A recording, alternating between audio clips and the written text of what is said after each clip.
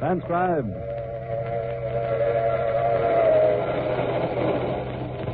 The Mutual Broadcasting System presents The Mysterious Traveler.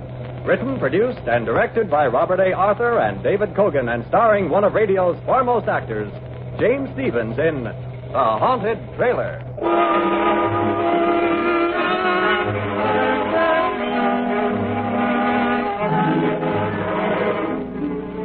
This is the Mysterious Traveler, inviting you to join me on another journey into the realm of the strange and the terrifying. I hope you will enjoy the trip, that it will thrill you a little and chill you a little. So settle back, get a good grip on your nerves, and be comfortable if you can, as we take a little cross-country trip in The Haunted Trailer.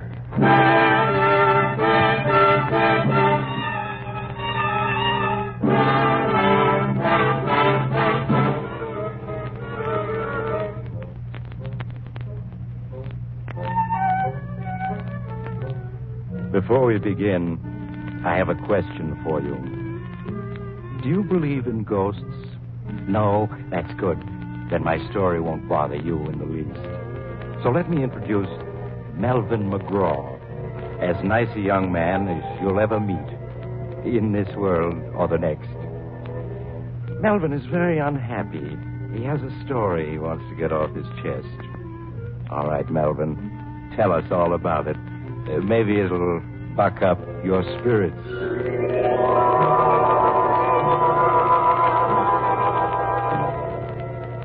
Spirits?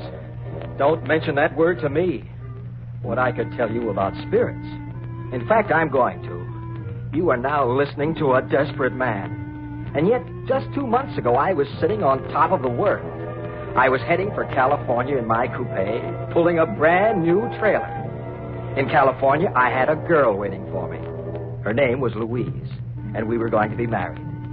We were going to take a 2-week honeymoon trip in the trailer, then settle down in a little vine-covered cottage. But I haven't the heart to go into details. Just say that as I drove through the Catskills, I was happier than a lark. I'd made a late start, so I drove until well after dark. Then I found myself on an empty stretch of road in the mountains with a bad storm coming up. I didn't want to drive through a storm, so when I came to a tiny, dark railroad station, I pulled off the road beside it and made myself comfortable in my own trailer. In no time at all, I was asleep. But about midnight, a terrific clap of thunder woke me up. I sat up, bumped my head, and blinked. The storm was raging outside, and the trailer door had blown open. It was banging back and forth. I got up to close it, but before I reached it, it shut itself, firmly. I was about to get back into my bunk when somewhere in the darkness a voice spoke. Ah, now this is something like. It was an odd, unearthly sort of voice, and at first I thought I'd just imagined it. Then it spoke again. A house on wheels. Furniture and everything. Some fun, eh, chum? They never had nothing like this when I was alive. Then I realized what must have happened. I'd left the radio on, and I was hearing some late program. I reached over to click it off, but it was already off. Puzzled, I found the light switch and turned it. The trailer was empty, except for me.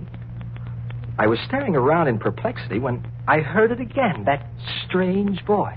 Over here, chum. In the easy chair. That's right.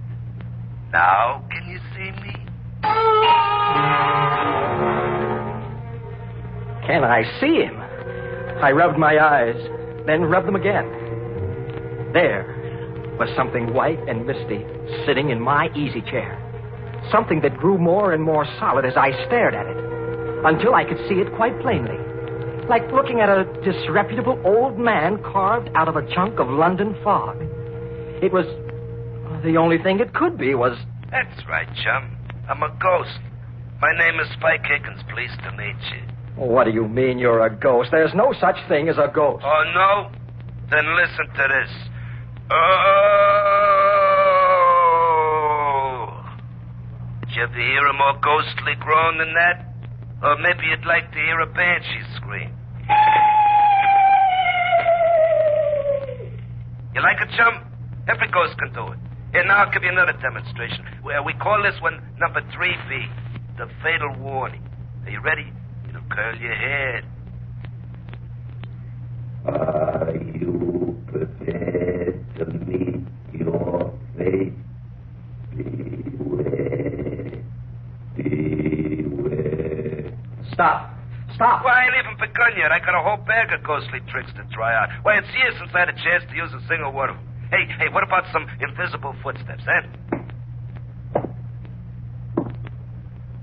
Hey, you see, I can do that without even stirring from this chair. And then there's the hollow knock on the front door. I'll demonstrate that, too. There. And now the door creaks open. Now, listen.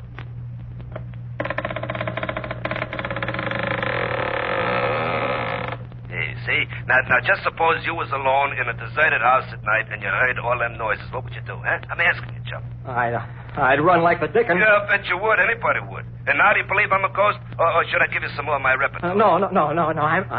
I'm convinced. You're a ghost. Well, that's better.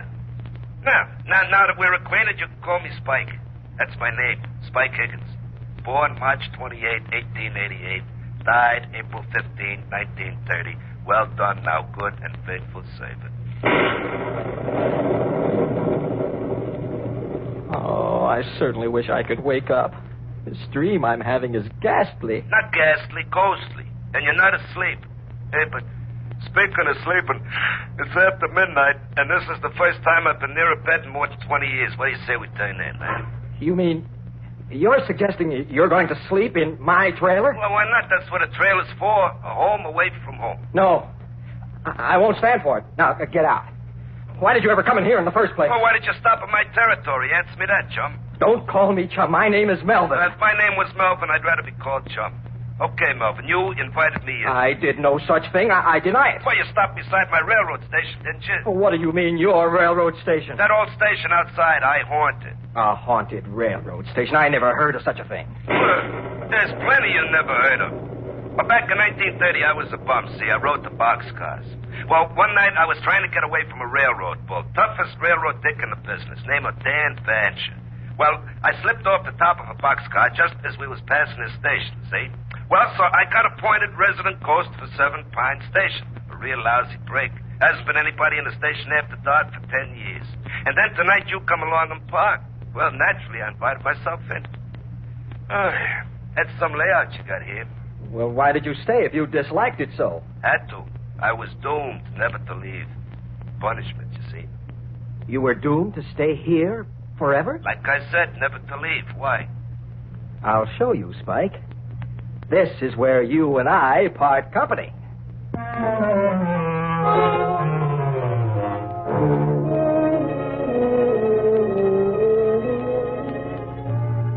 I know you think I was dreaming, but I wasn't. I was sitting there in my trailer talking to the ghost of a very disreputable-looking hobo. And I saw that I had to take drastic action. Spike had said he was doomed to stay there forever. But I wasn't. I hurried out of my trailer, climbed into my coupe, started the motor, and pulled away from there. I didn't stop until I'd gone 20 miles and left Spike Higgins' ghost safely behind me. Then I found a spot off the road, stopped, and went back to my trailer, completely bushed. Oh, boy, now for some sleep. Oh, I'm dead. Watch your language, Melvin. I'm dead, not you. Spike. Here I am, Melvin, in the other bunk. No, you can't be. You said you were doomed to stay forever back at the railroad station. Well, I said I was forbidden to leave. I didn't leave. You hauled me away in your trailer. So now the curse is broken. I can go any place I want. Then go. Any place. I don't care where, as long as it's someplace else. Oh, but I like it here, Melvin. Nice and cozy, good company, plenty of scenery. I'll tell you what I'll do. If looking at me bothers you, I'll merge. Then you won't be able to see me. Merge with what? Merge with the other world. So long, chum. I mean, Melvin. So long. He was gone. Except for me, the trailer was empty. Then I knew it had just been a dream. I took a stiff drink of scotch and tumbled into my bunk. Next morning, the sun was shining. I thought about Louise and cheered up. I made myself a cup of coffee and started out happy as a lark again. I stayed happy almost all day. Then, as it was getting on towards evening, a cold, clammy draft chilled the back of my neck, and... Hello, Melvin. It's me, your old chum, Spike. You're not my old chum, and where are you? I can't see you. Well, give me time, Melvin. Give me time. I've been merged with the underwear all night. I can't materialize again too fast or I'll strain my protoplasm. There, how's that? You transparent monstrosity. I thought you were just a dream. Oh, have I got to convince you all over again? Okay, I'll run through my repertory for you. The ghostly groan, the dying scream, the scream of the banshee, the hollow footsteps, the squeaking door. No, anything but that. I couldn't stand it again. Well, okay, then. Oh, but I left one out last night. The mournful howl of a dog. You know, in every ghost story, there's always a dog howling someplace. Well, that ain't a real dog. It's just a standard ghost sound effect. Yeah, like this, see? Oh, no. My nerves can't stand anymore. Melvin, chum, you're going to have to toughen up. You're going to be hearing a lot of them ghostly noises, and you just got to get used to them. What do you mean? Well, you and me are going to be seeing a lot of each other. I am now the resident ghost of this here trailer. Congratulations, Melvin. You own the first haunted trailer. Oh, don't be ridiculous. Nobody ever heard of a haunted trailer. Well, they're going to hear of this one. You'll be famous all over America. Oh, that's absurd. A haunted trailer. Why not a haunted ferry boat, a haunted boxcar, or a haunted Pullman? What do you think there ain't? Why, there's a haunted ferry boat makes the crossing at 125th Street every stormy night. And then there's a haunted boxcar. Never gets where it's going. Mine rides it, name a boxcar Benson. And speaking of trains, didn't you never hear the Phantom Express? The Phantom Express? Yeah, it's an all-Pullman car job, and nobody rides it but hobos who've been given a reward, see? It only travels by twilight, and it goes 1,000 miles an hour. Always traveling, never stopping. That's heaven for us poor restless hobos. Indeed. Yeah, so what's so funny about a haunted trailer? Now I ask you.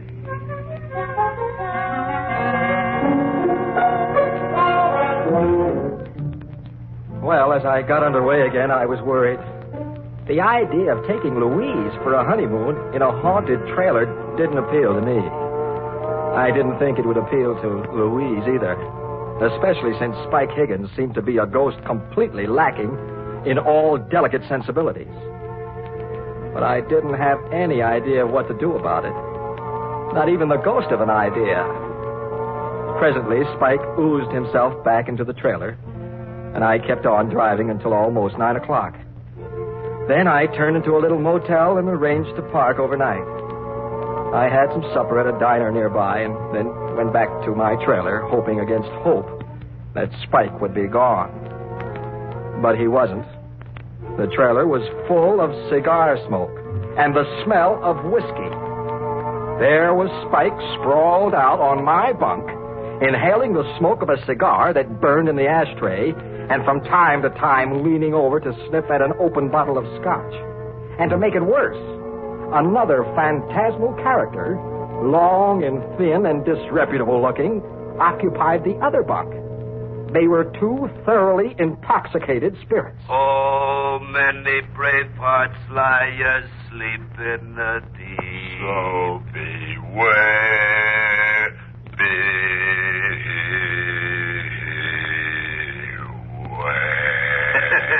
Spike, what is the meaning of this? Oh, hello, Melvin.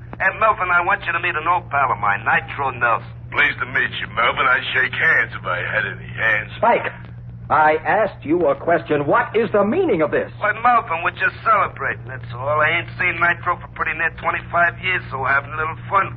We're just a couple of high spirits. You get it? Huh?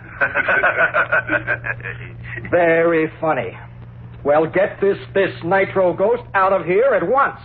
This is my trailer, and I don't want him here. Yeah, sure, Melvin. It's your trailer, only I'm the resident ghost, see? I got full rights to extend hospitality to any other ghost, ghoul, phantasm, spirit, spook, boogeyman, werewolf, vampire, or poltergeist I want to. Look it up, the Spirit's Handbook, Section 7, Paragraph B. Besides, Melvin, there's a lot worse things than me that Spike could have invited. You know, some of them werewolves now. Brother. All right. Let's not talk about it. Just thinking of such things makes me nervous. But you'll have to stop singing. Suppose somebody heard you and came to investigate. Oh, well, okay. And anyway, it's time to turn on the radio. Turn on the radio? For what? But to hear it, stupid. Let's see. Yeah, this ought to be the right station. May I ask, merely out of morbid curiosity, what program a ghost would listen to? Well, you don't have to ask. You'll hear it.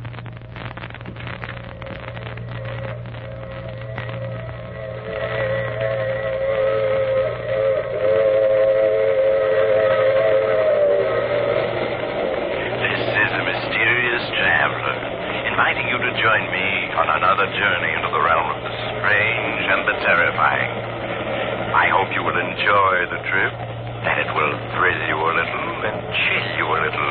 So settle back, get a good grip on your nerves, and be comfortable if you can.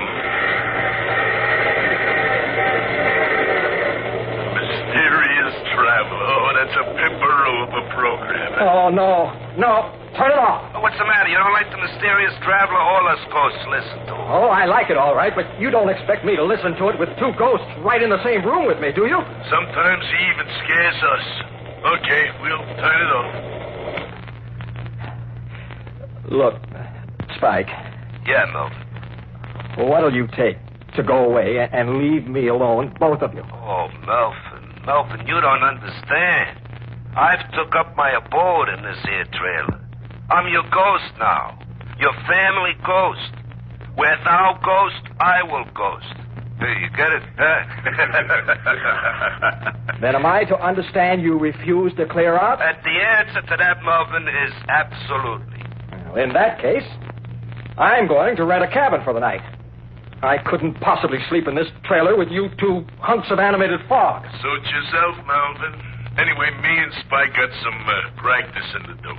Okay, Spike, let's go. First, the mournful dog howl.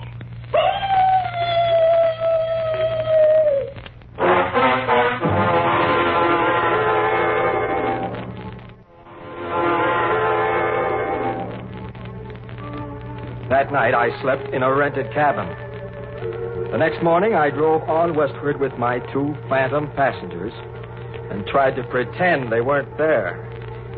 I almost got used to them. I suppose a man can get used to anything, even to having a permanent cold chill running down his backbone. When we passed through Denver, Nitro Nelson dropped off, saying he wanted to haunt up some old pals of his, leaving me with Spike Higgins. Well, Melvin, it's just you and me together now, just the two of us. Until you get married, that is, then there'll be the three of us. I don't think Louise is going to like that. Oh, sure she will. Anyway, I'm sticking around. I hate to think what Louise will say when I tell her about it. Hey, where are we going on our honeymoon? The three of us, I mean. I figured on driving up to Oregon to see the mountains. Oh, that's good. Just as long as we get away from California. What have you got against California? Oh, just that Dan Basher lives there now. Dan Basher? Yeah, you remember that tough railroad dick who was chasing me when I fell off that freight? Oh, he's the toughest bull in the business. Well, you're not afraid of him now, are you? No, of course not. Oh, only the grapevine says he's kind of sick, see, and he might be entering the spirit world any time now. I wouldn't want to run into him again if he did. He's got a grudge against me. Hey, I just thought of something. What? Well, right at first, Louise probably won't be able to see me or to hear me, see? On account of a family ghost is only visible to the household. You get me? Yes, but I don't understand why. Well, as soon as you're married, she'll be part of the household, and then she can see me. Until then, no. Oh, wake me up as soon as it gets dark, huh, chum?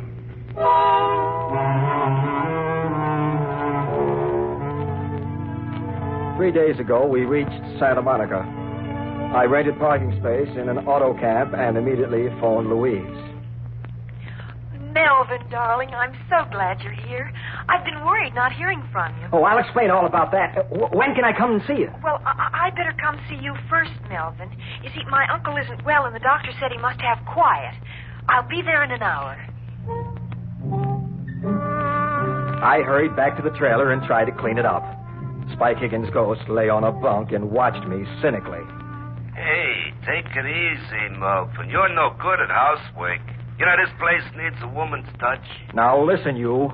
You've got to promise not to frighten Louise. I told you, Melvin. She won't even know I'm here. I certainly hope not. That would ruin everything. Here she comes now. Coming, darling. Melvin. Louise. Oh, here, let me help you in. Oh, thank you, Melvin. So this is it.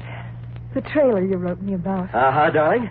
Look, here's the stove, and an icebox, and a built-in bar. A bar? Uh-huh. Oh, now, Melvin, you know I disapprove of spirits. I resent that. Be quiet. Why, Melvin. Oh, excuse me, darling. I wasn't talking to you. Well, then who were you talking to? Oh, it's hard to explain. Oh, look, Louise, here's a writing desk that folds into the wall, and a regular easy chair. Well, it's very nice, Melvin, but all the same, we're not taking any spirits along on our honeymoon, bar or no bar. Oh, she got a surprise coming to her. I said to be quiet. Melvin, how can you talk to me like that? Come on, show her who's boss, Melvin. I told you to shut up. Melvin! I won't stay here and be insulted. You can telephone me when you're ready to apologize. With that, Louise stormed out. That evening, I had to plead with her on the telephone for half an hour before she would consent to let me drive out and see her at her home. Oh, really, Melvin, you were very rude this afternoon. Oh, I'm sorry, darling. I'm overwrought. I apologize. Well, you do look rather haggard, Melvin.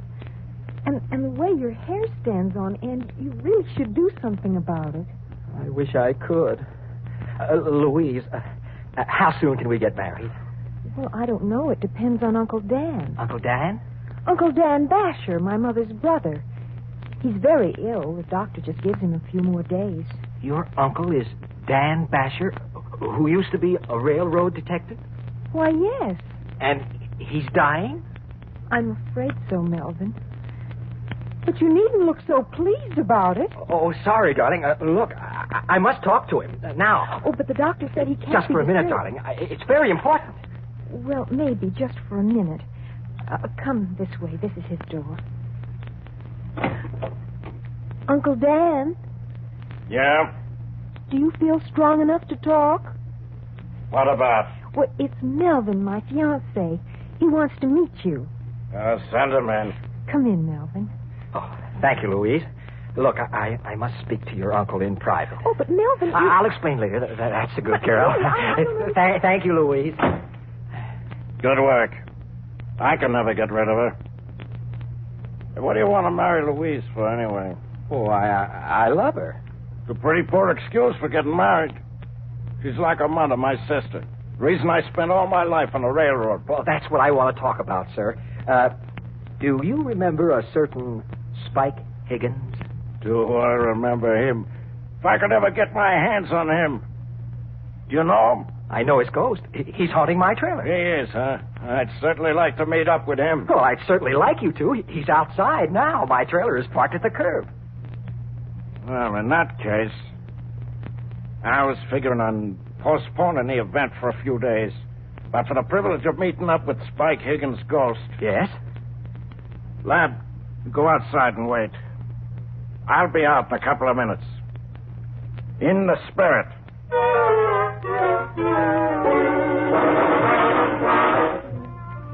I made some excuse to Louise and hurried out to the trailer. Spike Higgins' ghost was lolling on my bunk. Oh, out so soon, Melvin? What's the matter? Oh, nothing, Spike. Nothing.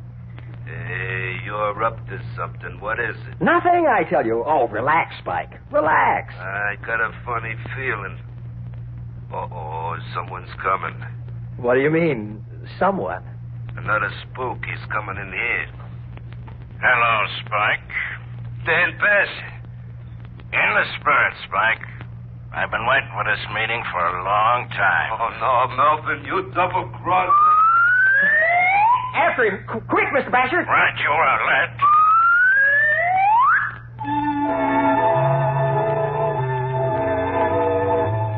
I rushed outside. 3 blocks away, I saw a long freight train puffing away. Spike Higgins' ghost was racing for it with Dan Basher's spirit gaining on him. For the first time in a week, I felt happy again. Melvin. Louise. Melvin. Uncle Dan. He's gone. Yes, I know he is. You know? Well, what do you mean? Well, I just saw him running for that freight train. You saw Uncle Dan running for a freight train? Oh, I certainly did. Wonderful fellow, your uncle. Well, Melvin, are you mad? Mad? Not a bit. I am as happy as a lark. Well, you must be out of your mind. Your poor Uncle Dan has just... Oh, Melvin, and you just stand there laughing about it. Laughing! But Louise, you don't understand. Oh, I understand all too well. You want to break our engagement. Hiya, Melvin. So you want to get rid of me, do you? I certainly do. There, I knew it. I just knew it. Louise, darling. Oh, just like a dame, always weeping. Will you shut up? Isn't there any way to get rid of you? Well, there certainly is. Goodbye, Melvin McGraw, forever. Louise. Oh, never mind, Melvin. You've always got me. Well, that's my story. I'm a desperate man. Louise sent me back my ring, and I'm stuck with Spike Higgins' ghost. I should have known he'd outsmart Dan Basher. He left Dan's spirit hunting the freight train for him and came straight back to me. Now I'll never get rid of him. I'm just a shadow of my former self. I can't get a job. Oh, look. Do any of the radio stations carrying my story need a good sound effects man for mystery programs? Oh, with me and Spike Higgins' ghost working together, we can guarantee authentic effects. Here, look. We'll give you a demonstration. Spike, let's have the creaking door. Now, the fatal warning. Are you prepared to meet your maker? Now the dog howling in a cemetery.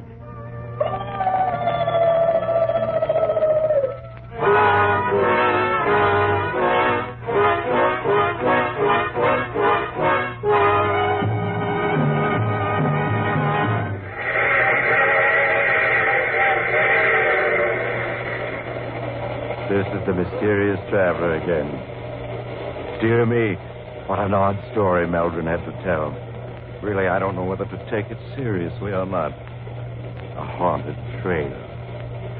It would be just the thing for my summer vacation. I do know a haunted telephone booth where I make all my calls. Oh, but I'm just joking. There are no such things as ghosts. Are there, Spike? Oh, of course there ain't. Well, the whole idea is ridiculous. You see? Oh, you have to get off here? I'm sorry. But I'm sure we'll meet again. I take this same train every week at this same time.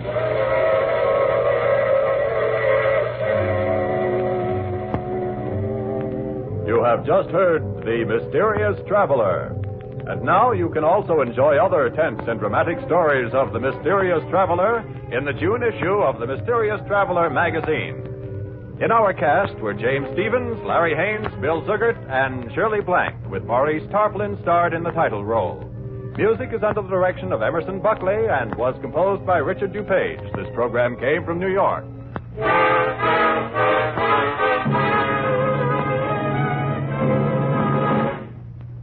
The dramatized stories of crime and the events leading up to the capture of the perpetrator are the order of the day on True Detective Mysteries. These stories are based on actual police file cases and have an air of authenticity seldom captured by a crime program. So, for the best in mystery listening, make a date to tune in True Detective Mysteries every Sunday over most of these stations. This program was transcribed especially for presentation to the West Coast audience at this hour. Listen again next week at this same time for Mysterious Traveler. And stay tuned now for Let George Do It, heard over most of these same stations. This is the Mutual Don Lee Broadcasting System.